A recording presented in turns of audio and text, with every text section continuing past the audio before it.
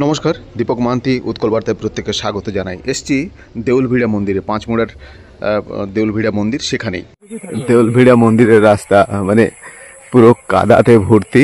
সেই রাস্তা ধরে যেতে হচ্ছে, পুরো অনাদরে অবহেলায় যেভাবে পড়ে থাকে সেটাই, পুরো কাদা, সেভাবে হেঁটে হেঁটে হেঁটে হেঁটে হেঁটে হেঁটে আসতে হচ্ছে।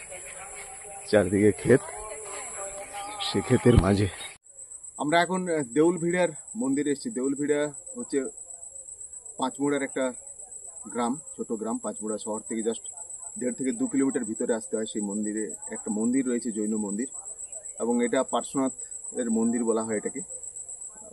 ওখানে লেখা রয়েছে, যেটা আর্কিওলজিক্যাল সার্ভে অফ ইন্ডিয়া থেকে লিখে রেখেছে, যেটা 1300 শতাব্দীতে এটা বানানো হয়েছিল। এবং কোনো এক তীর্থঙ্করের পার্শ্বনাথের একটা মূর্তি ছিল ভিতরে।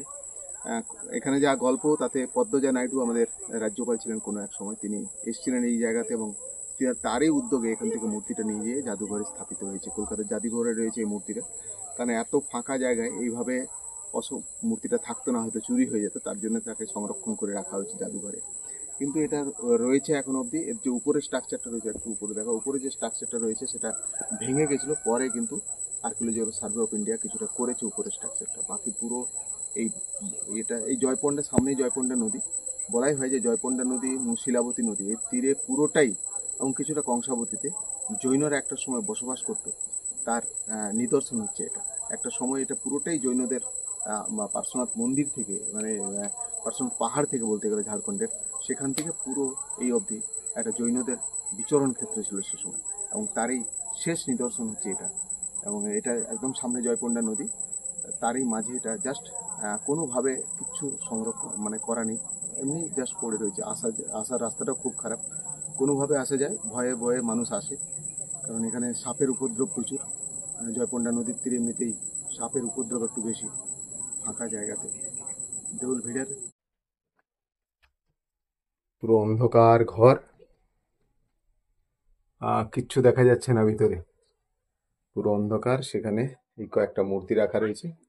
এখানে একটা মূর্তি ছিল যেটা জাদুঘরে সংরক্ষিত আছে।